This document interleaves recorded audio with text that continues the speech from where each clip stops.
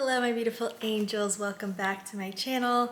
I'm Isabel Palacios. If you're new here and this is your first video of mine you're watching, welcome. It is so good to have you. This is a video I've been requested to do so much. I think this is probably my most highly requested video, and this is the video that has been the hardest for me to record because, well, first of all, I've recorded it about 2 or 3 times before this and always something happened to it, like some kind of technical difficulty happened, like either it was my audio that was messed up, or when I went to upload the file after editing, it would be corrupted. So I don't know what it was. There's all types of things that I think probably were it. If you're watching this video, it's because you are ready to hear it. I am ready to finally put my message out and talk about my faith journey. So this has also been something I am really upset at myself for not putting out earlier. I should have made this video a long time ago, and I'm just done, caring what people think or what people are gonna judge me, or if people are going to not like my content anymore, unsubscribe, unfollow. I've had that already, and I've had people say things anytime I talk about God or Jesus or my faith, but the majority of it has been very positive. I'm making this video hopefully to inspire others, to give clarity, and also if you have been a long-time subscriber of my channel, to offer just a glimpse into who I am now in my heart and why I stopped making the content that I used to make. So if you are new here, you didn't know, I started making law of attraction content back in around 2015, I would want to say, and I've been on YouTube for a while, since I was 16. I'm 30 now. And I started off doing beauty, makeup tutorials. I still have all those up. And basically I segued into spirituality, law of attraction, because that's what I was focusing on in that time of my life. So I'm gonna kind of give you guys a backstory about my journey since I was little in my faith, in my spirituality. If you guys want to skip that and go on to the next part where I'm going to talk about my thoughts now on law of attraction and Christianity and all of that, tarot, astrology, you can skip to the next part. But if you want to listen to my story, obviously it would give a lot of context to why this transition has happened. I was a cradle Catholic, basically born and raised Catholic, baptized, first communion, all that. And I would say that my family, even though wasn't super religious, my dad is not very religious. I mean, he believes in Jesus and in God, but he was never the type to want to go to church. My mom was definitely the one who would push and guide us to look for God, for Jesus, and she would take us to Mass.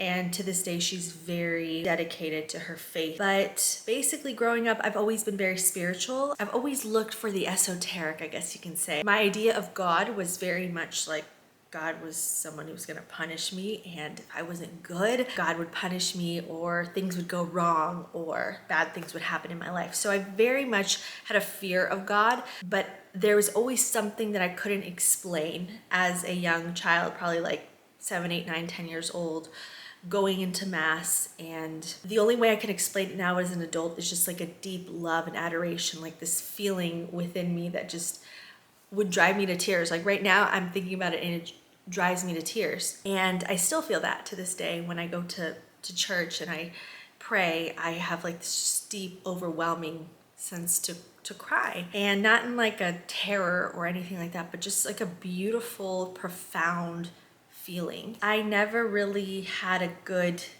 grounding of Christianity. I kind of would judge Christianity off of other Christians or other Catholics or other people who I would know, but I never really knew what it was to have a relationship with God. So it was kind of like rules that you have to follow, or shame, or Catholic guilt, some people talk about. So that was kind of my way of seeing it. I've never been like an atheist. I've always had this idea that there was something bigger than me and a God, and I always had that sense of God. So growing up, went into high school, and High school, I still went to church. I had my first communion actually kind of late, like at 15, but I always had this calling to Jesus. I think at one point I thought about becoming a nun. Like I had this calling all my life, always there. I just didn't know how to go about it. I didn't know what it looked like. I think when you looked at a religious person or a Catholic person or any person of faith, you probably thought they were weird. Like that was kind of my image of it. So I never knew how to actually live by my faith, if that makes sense. I never really read the Bible. So I went into having like a very secular high school experience. And basically I went into the debate team. I was in the debate team for 4 years. And I remember I had this very specific moment freshman year on the debate team. I was like 14, 15 years old, having my first practice, because the debate team was basically competition. So you would have practices after school. I was in LD, Lincoln Douglas debate. So it was a lot of morality based debate. I remember the coach, and this was just like a very secular environment, logic. You can quote Plato, you can quote Socrates, you can quote Immanuel Kant, you can quote John Locke, all these different things, right? But you could never obviously quote the Bible, anything religious. My morality came from God, came from God's rules.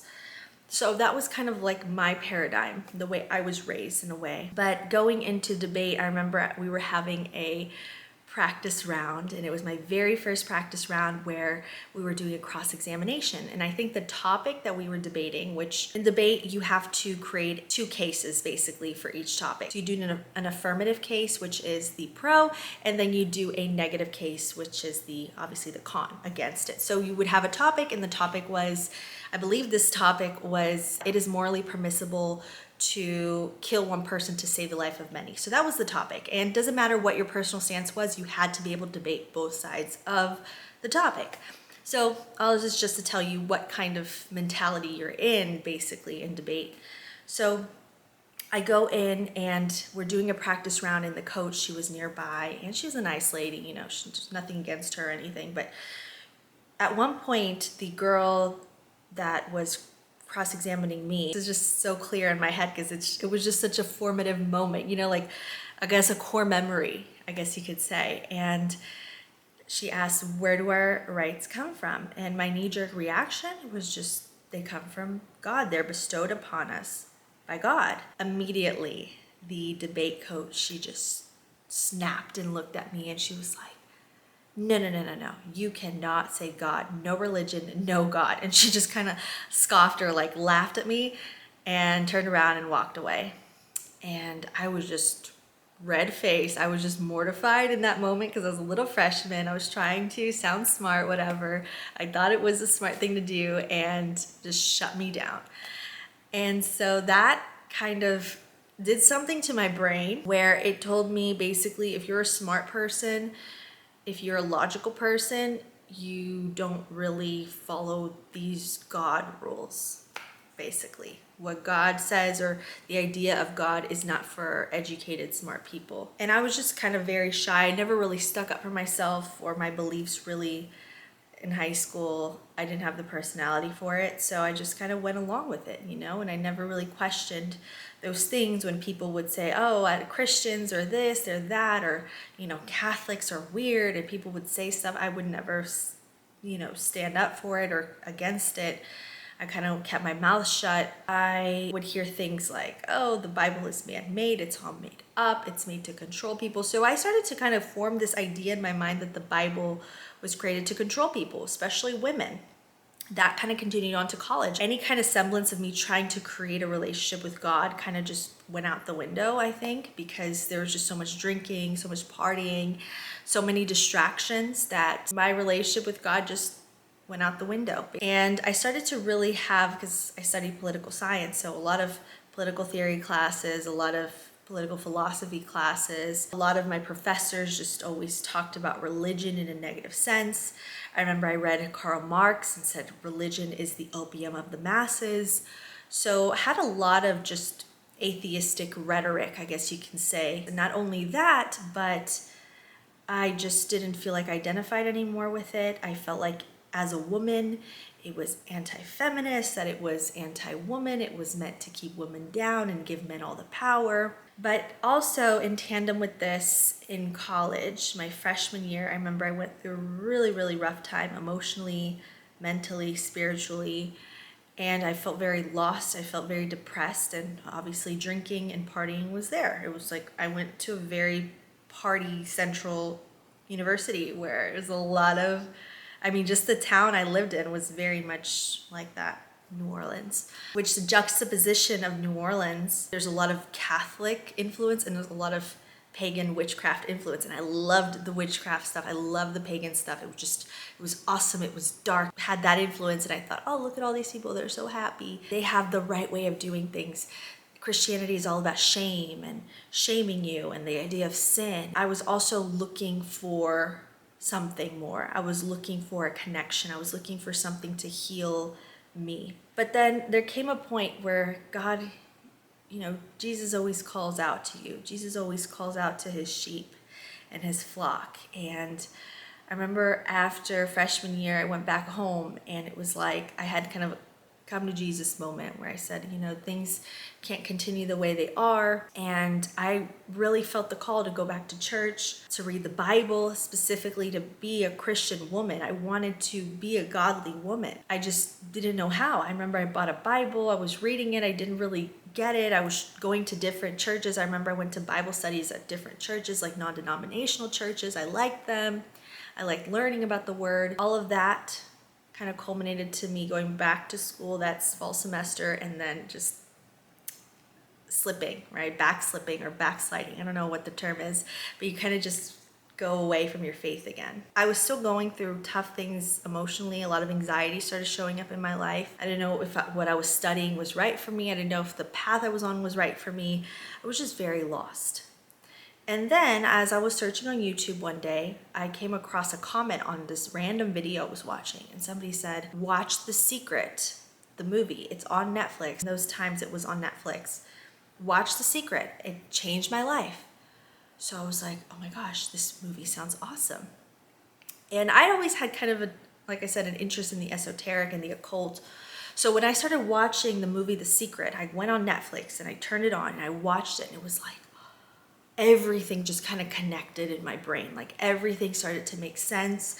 I remember whenever I was young, me and my sister, we would say that we were witches because anything we would talk about would happen. We would feel things, or we were very intuitive, and all these different things would happen. So I watched The Secret and I was like, this is making so much sense. Oh, and it's in the Bible. It says, asking you shall receive, seeking you shall find. Oh my gosh, so all I have to do is ask the universe and will something and focus in on it and make it an intention and write it down and trust in the universe and have so much belief in the universe that it'll happen. Like no religion, none of this idea of sin or any of this idea of shame or, any of this man-made stuff. This is it. So I started to dive into books like The Secret, Law of Attraction books. And I remember I started to make videos on YouTube. I kind of started pulling away from the beauty and makeup videos I was making and started to talk about my spirituality. And I think there's a video, it's probably still up on my channel. I don't know if I'm gonna get rid of these videos eventually, but it's still up on my channel where I was talking about my anxiety. And something that really helped me with my anxiety was the idea that if I think positive thoughts and I think good things and I focus on good things, that's what will grow, right? Kind of like trying to wish away my anxiety. And so I dove into the world of self-help. And the world of self-help does have a lot of law of attraction coded language. It just has a lot of that idea that, it's self-help, it's all about you. You're the one that does everything. You're the one that has to make changes, which it has its good stuff, self-help, I would say, but it also kind of veers you away from God, and that's what it did for me. So I was heavily in the law of attraction, but there was always something kind of like in the back of my mind that would always tell me like, what about Jesus? What about God? And I thought, well, maybe the universe is God? I hear people say it interchangeably, like I'll say it interchangeably. Jesus, God, the universe, it's all the same. We are all one, basically. Buddha, everyone, we're all one. There's no difference. Jesus is an ascended master, Christ consciousness, and Jesus was just simply an enlightened being, and That's it. So I was manifesting a lot. For me, the law of attraction was working because I was manifesting a lot of money, abundance, travel. My love life probably wasn't in the best place. I, had gone through heartbreak a lot and situationships and things like that. So I was just very jaded, but I wanted to manifest a relationship. I ended up, I'm not going to get too much into this because this is a long story. So I ended up manifesting a relationship. That relationship ended up being so bad, toxic, a lot of manipulation, emotional abuse. It was a long distance relationship. I've talked about it before. But after that relationship ended and I finally was able to get out of that relationship, it was like God kept calling back to me. And I'm going to tell you how God kept calling back to me. There was witchcraft involved in that relationship by that ex-partner I had. And I didn't know until after the fact, but all the signs were there. I was just very blinded, which is something that people don't tell you about. So after that relationship ended, I was pretty lost for a while. And I remember when I was trying to end the relationship, I say trying because the person would not let me break up with them. It was a really just bad situation. And so I remember I employed a psychic, which now I'm not fond of that. And I had gotten into tarot, trying to feel a sense of control over my situation. Really read into astrology because I wanted to figure out what was going to happen, what was coming into my life, who was coming into my life. That was something that I regret doing because I repent of that because it was just not the right thing for me to do at the moment, just because I was feeling lost, I was feeling ashamed, I was feeling out of control, I was feeling weak, I was feeling heartbroken. But luckily, I decided to kind of release all of that and actually focus on healing, and specifically healing in my femininity, healing the feminine aspects of myself that I had suppressed for so long, because for so long I was in pursuit of money, I was in pursuit of material gain, material success. This is why the law of attraction was so powerful for me and so important to me, because of the fact that I was so hung up on the material and wanting to create this life and all of this instead of focusing on what was truly important and focusing on the true power of the Holy Spirit. I was led by other types of spirits and led by other types of energies that we don't talk about enough. When you do divination and astrology and things like that, especially tarot, we don't know what spiritual aspects we are tapping into, but we do it because we're looking for answers. I dove into Gnosticism, I dove into all these different things. As I healed in my femininity and as I was healing my heart through my breakup, I was called to study the women of early Christianity and study the women of the Bible, and in particular Mother Mary and Mary Magdalene. Mary Magdalene was one that I really did a deep dive in. I read, the lost Gospels of Mary, the ones that didn't make it into the Bible. Just so many women of Christianity were calling out to me as I was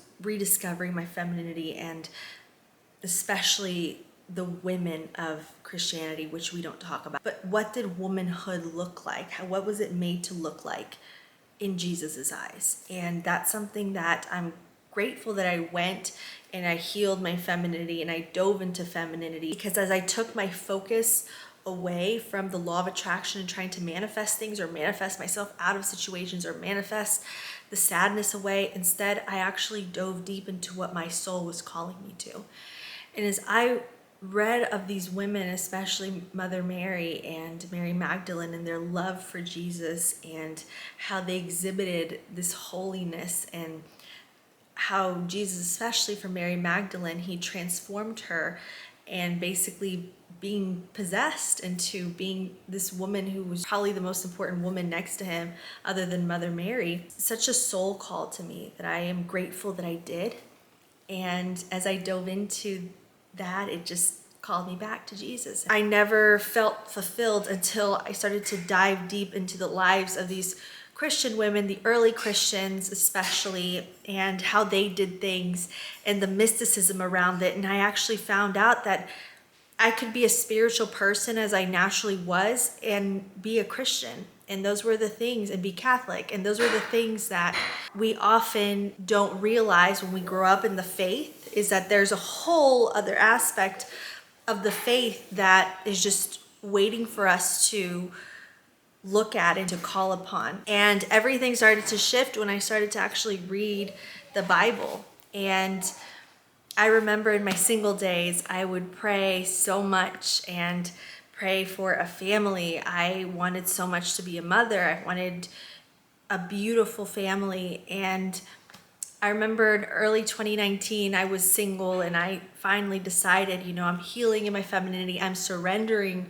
to God, similarly to what these great women did. And they trusted in Jesus and they gave their life to Jesus. And I started to do that, and it's like God opened up so many doors for me. God really showed up in 2019 when I surrendered to his plan. He showed up in ways that I could have never imagined and showed me basically, look at what your life can be through your faith. I actually have a whole prayer journal, all the prayers I would write out, and I highly recommend that if you're just starting your journey, definitely get a prayer journal and write down your prayers. And it's crazy, guys. I was single in 2019, and a year later met the love of my life, and then less than a year after that, we were overjoyed when we found out my daughter was on her way. I know none of that would have been possible without God, without trusting in his plan. And there's just some verses that I just love. So if you go into the book of John, so John chapter 14, do not let your hearts be troubled. Believe in God, believe also in me. In my Father's house there are many dwelling places. If it were not so, would I have told you that I go to prepare a place for you? And this just opened up so much in my heart, in my mind. It really renewed my heart to read John, especially through being brokenhearted, through feeling lost. I highly recommend that if you don't know where to start when you're reading the Bible, definitely start in the book of John. But verse 6 really spoke to me always. It says, Jesus said to him, I am the way and the truth and the life. No one comes to the Father except through me. If you know me, you will know my Father also. From now on, do know him and have seen him. That stood out to me, that this is the truth. And this is what I am going to put all my faith in. Instead of putting faith in cards, instead of putting faith in the stars, instead of putting faith in other people, instead of putting faith in myself, I will put my faith in Jesus. Another thing that helped me in my healing journey was the idea that I could depend on my Heavenly Father. And although I have a great relationship with my earthly father, it was the surrendering to the divine masculine that I call God. That surrender to divine masculine is one of the hardest things that we can do, especially as we're healing. And I realize the most feminine, the most soft thing that I can do is lean on my Heavenly Father and lean on his protection, his love, his care. And so there's another great verse in Revelation chapter 21. Chapter 21, verse 5. And the one who was seated on the throne said, see, I am making all things new. It really served as a reminder to me that no matter how many heartbreaks, no matter my past, no matter what I've been through, or maybe the things that I've sinned and I've done wrong, Jesus will make all those things new. All the stuff from the past, he will wipe it and give you a clean slate and start your life all over again. Obviously, I am skipping a lot of my story. There's just so much I can go in depth in, especially during my single season, the season of waiting, and the time it took for me to heal my heart. That's a whole other video, and I can talk about Jesus and healing and the healing of your heart. Definitely, if that's something you guys are interested in. I'm going to talk about my thoughts on the law of attraction, because I do get a lot of questions from people who were in similar things as me, similar mindset as me, being open-minded, open to the idea we are one, Christ consciousness, all these things. Christ talked about the law of attraction. The law of attraction is in the Bible. And I want to talk about that because for a long time, I fought against that. I would get so triggered when people would say, the law of attraction is evil. The law of attraction is not of God. The law of attraction is not of Jesus. You cannot be Christian. And I used to say, well, that is so close-minded. That is so fear-based. And one thing I think we fail to realize a lot of times when we get into the law of attraction is we look at it as such a positive beautiful thing, right? Think positive thoughts and good things will come to you. And I used to be so naive, guys. I used to be so naive that I used to say, the law of attraction is not evil. It can't be used for bad things because you have to be in a high vibration to attract good things. The law of attraction can be used for good and evil. The law of attraction works. I've seen it work. I've seen it happen. The thing is that it is create your own will. Do what thou wilt, which is a satanic trope. Do what you want, right? Create your reality. The problem that I have with the law of attraction is not that it's evil or not. Like I said, it works. You can use it for good and you can use it for evil. The thing about the law of attraction is it fundamentally releases your need for God. It takes your focus away from God. It puts your focus solely on yourself and on the material. And I believe that's what the enemy wants. The enemy uses, it says the enemy will use the Bible to deceive you. And that's something that I was so naive until I actually had my own spiritual encounters and I actually saw what evil can be and what the spiritual realm really is. What the law of attraction does is people like Oprah and celebrities will talk about it and use it. Okay, mi amor, un momento, okay? And it will use the law of attraction to take your focus away from God, from the truth, from the life, from the way, to yourself, to worshiping yourself. I've seen people in the law of attraction space call themselves gods, goddesses. I was guilty of this too, right? And it really takes away your focus on your relationship with God and putting your faith in God.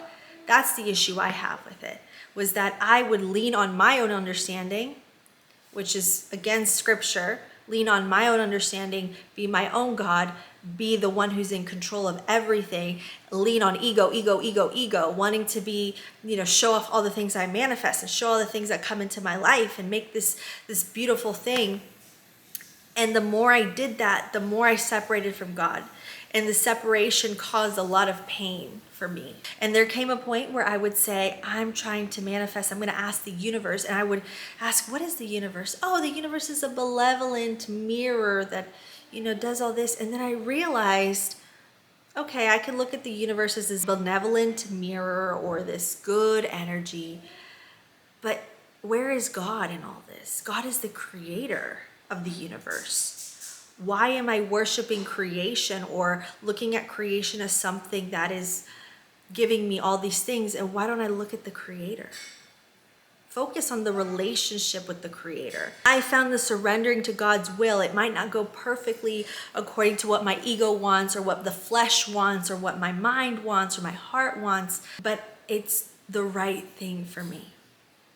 And I have seen that in my own life, that when I trusted in God and I released it and I gave faith, because faith without works is dead, right? So we have to give works behind our faith. We have to work along with our faith, not just let it go and let it be. I realized how much more, not only just fulfilled I felt, but more at peace within myself, especially as I became a mother. My faith really told me this was a part of God's plan the whole time. And God gave me my family, my daughter specifically, as a promise of the future, because I was at a point in my life where I felt like I had no future and I was in a dark place emotionally, mentally, spiritually, and I felt like I had no future. I felt like there wasn't anything waiting for me, and boom, came my daughter, and it was like she transformed our lives.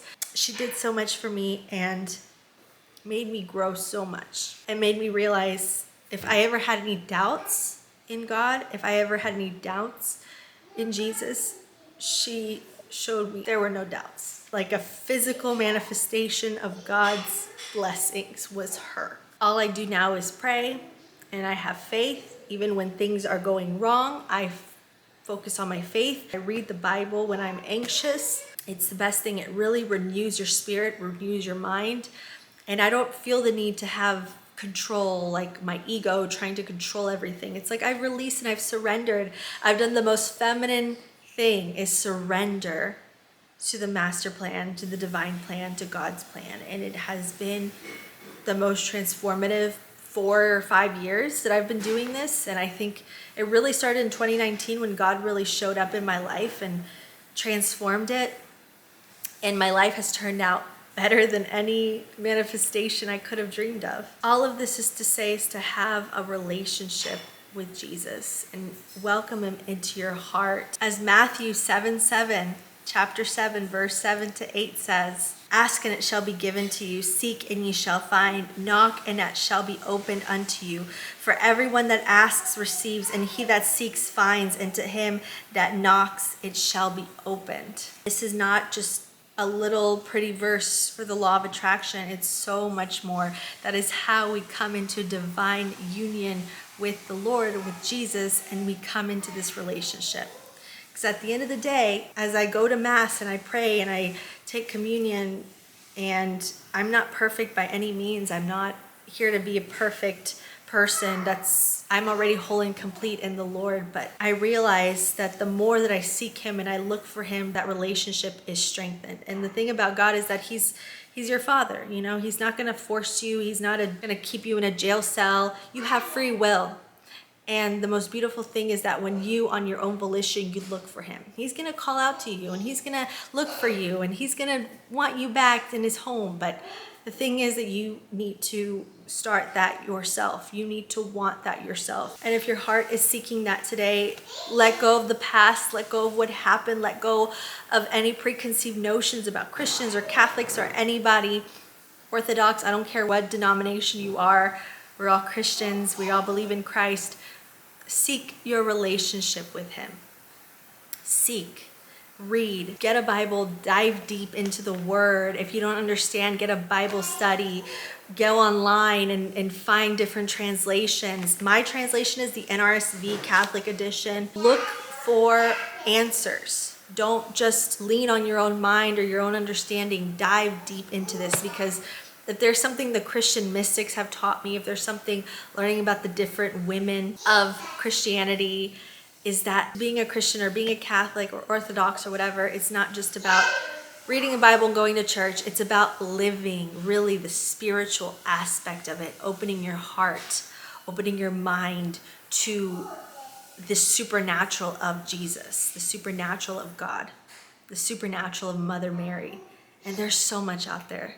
The fullness of the faith is insane. It blows your mind. So that is my faith journey, my testimony, my thoughts. It's dark outside. When I started this video, it was light. So I need to get this wrapped up. But if you guys have any questions for me or anything you'd like to know, any specific videos you want, I am just an open book at this point. I'm sorry if my uploads have become fewer and far in between. It's because I was kind of in a place with content that I didn't know what to make. I didn't know what to talk about, and I really wanted to put this video out. And I actually watched the video by Father Mark Goring, I believe is his name, and he talked about how June is the month of the Sacred Heart of Jesus. So I was like, wow, it's divine timing, the fact that I'm putting out this video in June, when I've been planning this video since probably January. So anyways, thank you so much everyone for watching, and I am so grateful for you. I'm grateful for you listening if you made it to this point, and I hope to hear your own stories and your own testimony, your own journeys down below. And I hope this serves as a reminder of what's truly important. And even if you disagree with me, if you don't see eye to eye, I love you still, and I respect you, and I hope that you respect me as well. So I'm sending you all my love, my beautiful angels. Always remember this, no matter who you may be in this life, no matter what you're going through, what you look like, always remember that your true beauty, your true worth, and your true power always come from within. I love you, and I will see you in my next video. Oh, and also, I don't know what kind of content you guys want to see from me. That I've kind of done this reveal, I guess, and this switch, and I have switched. I have changed in so many ways. It's just, let me know. Okay, thank you so much, and I will see you guys hopefully soon. Bye-bye.